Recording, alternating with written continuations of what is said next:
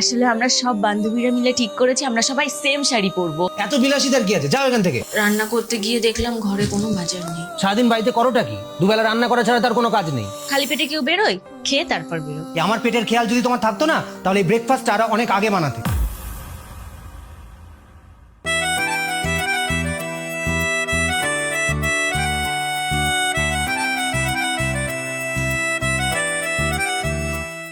পূজা, হ্যাঁ আমি বেরোলাম। বেরোলাম কি গো? এই যে আমি তোমার জন্য রান্না করেছি, খালি পেটে কেউ বেরোয়? খেয়ে তারপর বেরো। কটা বাজে খেয়াল আছে? আমার অফিসের টাইম হয়ে গেছে। আমার পেটের খেয়াল যদি তোমার থাকতো না, তাহলে এই ব্রেকফাস্ট আরো অনেক আগে বানাতে। আসলে তুমি তো জানো কাল সুনন্দার শ্বশুরের শরীরটা খারাপ হয়েছিল না, আমি ওর সাথে হসপিটালে গিয়েছিলাম। বাড়ি ফিরতে অনেক রাত হয়েছে, তাই আজ সকালে উঠতেও একটু লেট হয়ে গেল। সুনন্দা এই সংসারে খরচ দেয় নাকি আমি দিই? নাকি সুনন্দার শ্বশুর দেয়? আমি দিই। তাহলে আমার খেয়ালটা তোমার আগে রাখা উচিত ছিল। এই ব্রেকফাস্টটা আমার জন্য আগে বানানো উচিত ছিল। সুনন্দাদের বাড়ি থেকেও ছিল না, তোমারই বা হসপিটালে যাওয়ার কি ছিল? দেখো, মানুষের বিপদে মানুষের পাশে থাকবো না তা কি হয়? সাহায্য করেছে, উদ্ধার করেছো তুমি। কেন তাদের আত্মীয় স্বজন পরিবার পরিজন কেউ নেই? তারা সাহায্য করতে পারেনি? তোমার যাওয়ার কি ছিল? অবশ্য তোমাকে এখন এসব বলে আর কি হবে? খালি পেটে আমাকেই অফিস যেতে হবে। ওটা খাওয়ার এখন আর আমার সময় নেই। বেরোলাম। স্বর্ণ খেয়ে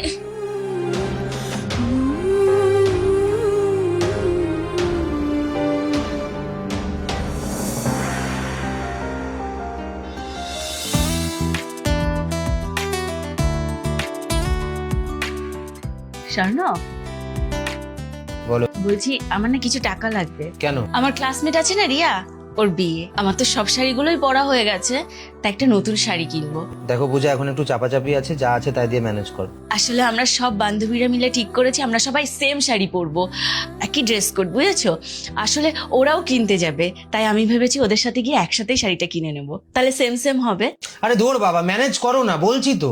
একবার বললাম, শুনতে পেলে না? আমি আমার বন্ধুদের বিয়েতে পুরোনো জামা কাপড় পরে যাই। ম্যানেজ করো। দেখছো এত খরচ বেড়ে গেছে, ফ্ল্যাটের লোন, গাড়ির লোন, এত কিছু সামলাতে, সংসার চালাতে হিমশিম খেয়ে যাচ্ছি। অফিস থেকে বাড়ি এসে ওভার টাইম করছি। এত বিলাসিতার কি আছে? যাও এখান থেকে।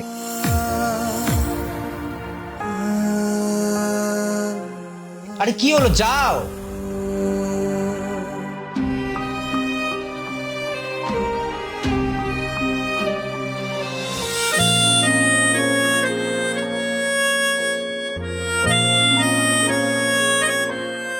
পূজা, এসে গেছো? এ তাড়াতাড়ি খেতে দাও তো, কাল সকালে আবার আর্লি মিটিং আছে, খিদে পেয়েছে। আসলে রাত্রে এখনো আমি কোনো খাবার রান্না করতে পারিনি। রান্না করতে গিয়ে দেখলাম ঘরে কোনো বাজার নেই। মানে? আরে ঘরে বাজার নেই সেটা তোমাকে আগে বলবে। আমি তাহলে অনলাইন অর্ডার করিয়ে দিতাম বা আসার সময় নিয়ে আসতাম, কিছু একটা করতাম।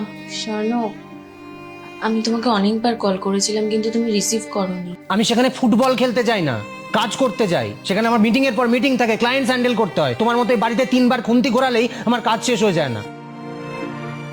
ফোন করেছিলাম, ফোন করেছিলে, ধরতে পারিনি।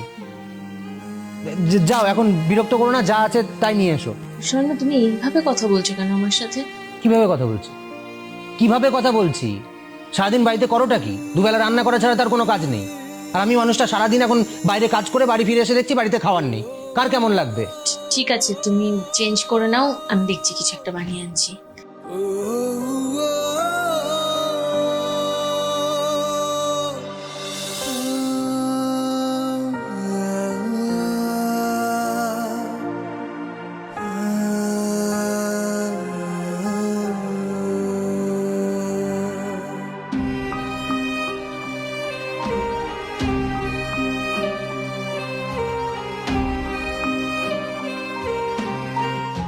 পূজা 17 বার ফোন করেছে।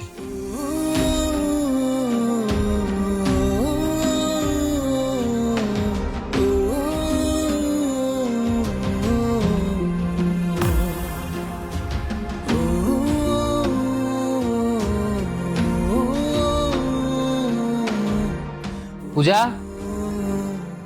হ্যাঁ বলো। তুমি কি খাবে? আমি কিছু একটা ম্যানেজ করে নেবো। ম্যানেজ করে নেবে মানে? দুপুরবেলা কি খেয়েছিলে? পুরো খাবারটা আমাকে দিয়ে দিলে তুমি কি খাবে? বললাম না ম্যানেজ করে নেবো। আমি আমি মুড়ি খেয়ে নেব। মুড়ি? হ্যাঁ। আমাকে পুরো খাবারটা দিয়ে তুমি মুড়ি খেয়ে থাকবে? এতটা স্যাক্রিফাইস? এখানে এসে বসো।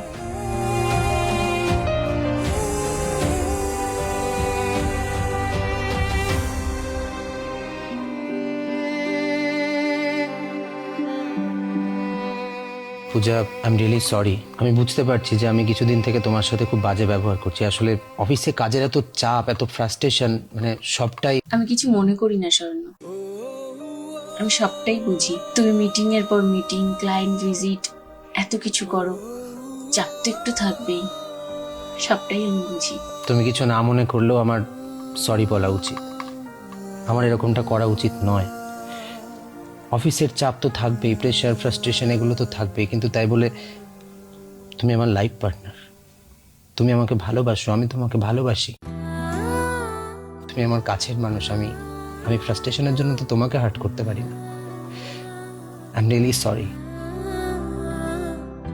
বাড়িতে কিছু নেই, তুমি সারাদিন কিছু খাওনি, অথচ এখন পুরো খাবারটা নিয়ে এসে আমাকে দিয়ে দিয়েছো। আর আমি এটা নির্লজ্জের মতো খেয়ে ঘুমিয়ে পড়বো, তাই হয়?